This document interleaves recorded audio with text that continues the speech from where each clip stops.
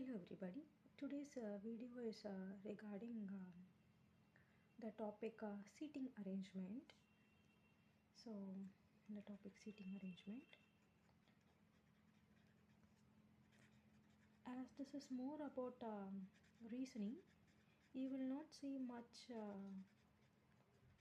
of explanations in competitive exam books. So I thought I'll start with seating arrangement reasoning topic today. In order to start with seating arrangement, you will have to understand the concept of preferences and directions. So the first is preferences. Preferences is nothing when you prefer to sit beside some person, not because you don't like the other members in the group. It's just because you might be comfortable, or he or she might be your friend. You will try to sit next or beside to your favorite person. That is preferences. Second is direction. Direction is whether the seating arrangement is about making a straight line or sitting in a straight line, facing in what direction, whether it is in the north direction, is everybody sitting in the north direction, or direction is not mentioned. If you have to consider or assume yourself, you may assume either north or south, or even everybody standing in a line or sitting in and facing east. It's up to you, but just remember that whatever you are assuming, it has to be constant and uniform for all the members. It should be applied to all the members in the group, whether it be it a circle or a straight line. And in the circle, it won't be with the direction of north, east, west and south. It would be whether it is inward or it is outward. So whatever you are assuming, in the same way you will have to assume that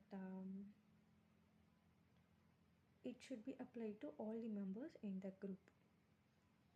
The third is same like preferences. You will be given information regarding avoidance. That is, what member does not want to sit beside a person, and it is kind of, you can sit with any member, but you cannot sit with one member or two member in a group. Depends upon the question that you are solving.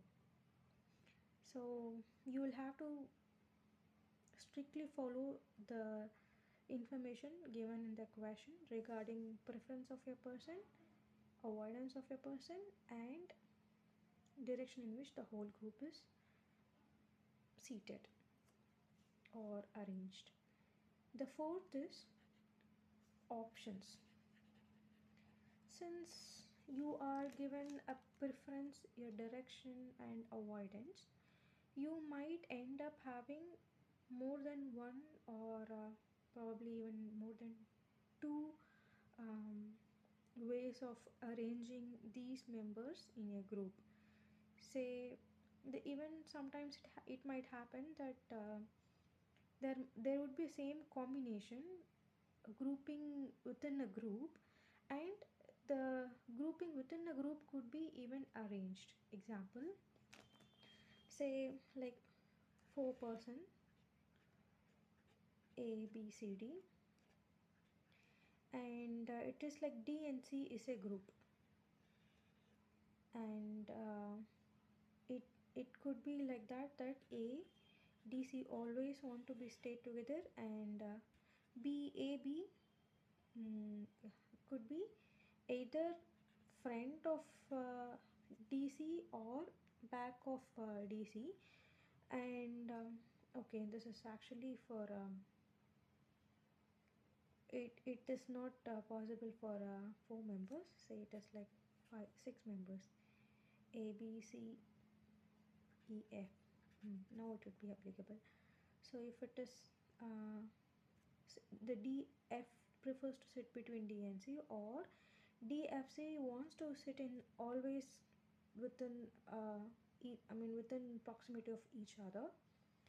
So F, D, C, if put in a group, either the adjacent person could be A or it could be E, with B sitting just opposite to them, or it could be like that F, D, C with A and B with E against the group. And what I said within the group is that FDC could also be arranged like it could be DFC, it could be CDF. Even within the group, there could be few arrangements. So it totally depends on what is the question, what is the preference, and what are the options available. And fifth one you will have to consider or you will have to give importance is the solution. Though you have a lot many options available, the question would be specific about one type of arrangement or more than one type of, if it is there is more than one type of arrangement, the solution will give options and you might have to pick one. And remember, sometimes they might confuse you, that is the question might confuse you with um, directly asking what are the options that is available all the time, and in that case it is difficult to choose, and most often it is none of the, the options would be the answer, as in the case of rearranging within the group or arranging within the group, if there are many options available, you cannot most of the time pinpoint one solution. Okay, so the more time should be spent on analyzing the options rather than easily pinpointing one answer for the solution, as during exam time we tend to pick the first answer that is seen in our eyes and we end up answering that question, though it might be right. When a definite answer is asked, we might miss the intricacies of the question. So I'll try to solve one question. So the question is a previous year question from UPSC. So the question is this. It states that 8 students A, B, C, D, E, F, G and H sit around a circular table. So this is regarding question on seating arrangement in a circular way, equidistant from each other. Okay, so it is easy to visualize. Facing the center of the table, so they are facing inwards, not necessarily in the same order. In the same order, it means they are mentioning the series order of A to H. So let's try to do this question.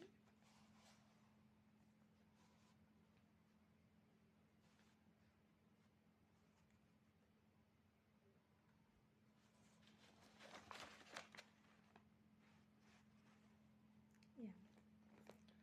So because it is in circular form and there are 8 persons involved, let's draw a circle with 8 options available. So the first statement states that B ends it neither adjacent to C nor opposite to C. I don't know who is B, who is C. So let's start with what are the options available. So they're saying B and D. this two-person sit neither adjacent to C. So they are not sitting next to C. They are not sitting next to C, nor opposite to C. So this is the condition they are saying, and it is a negative condition, right? B and D sits neither adjacent to C nor opposite to C. The next statement states A sits in between E and D. So there's another random statement stating A sits in between E and D. So it should be E and D, and A shouldn't be in between. This is another statement. So it could be either DAE or EAD, but A should be in between E and D. And the third statement is F sits in between B and H. Same way how A sits in between E and D, F sits in between B and H. So we have one more clue from the previous clue that B is referred twice.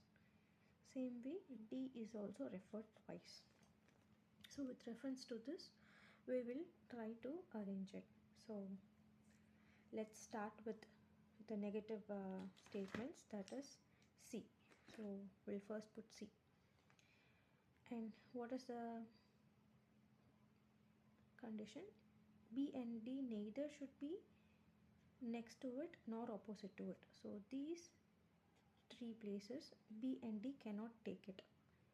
Fine. But who else can take it? Another other options that could be taken by these three places are H, E, and probably G, or we'll see how it is done.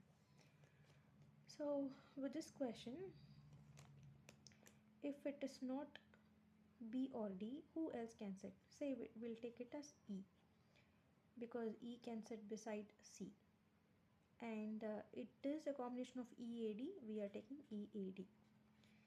And same way in this combination, because B cannot sit beside C, we are taking H as an option beside C. And if we are going to follow this series, it would be H, F, and B. So this is the order that you can make them sit, as this is given as conditions: H, F, B with F in middle, E, A, D with A in middle. The arrangement within this combination is not given. So what is the one letter left after all this arrangement is G, which will obviously sit opposite to C. So all the conditions is fulfilled, that is B and sit neither adjacent to C nor opposite to C, that is B is neither adjacent to C nor opposite to C. A sits in between A and D, E and D. A sits between E and D, and F sits in between B and H. F sits between B and H. So for the same combination, if you are going to mirror it, that is, if you are going to mirror the same combinations, C and G would be the same. E, A, D can be towards the left side of C, and H, F, and B could be even the right side of it. Although the combination is same, the arrangement is different within this group.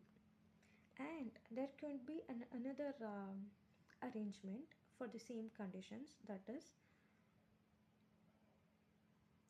making G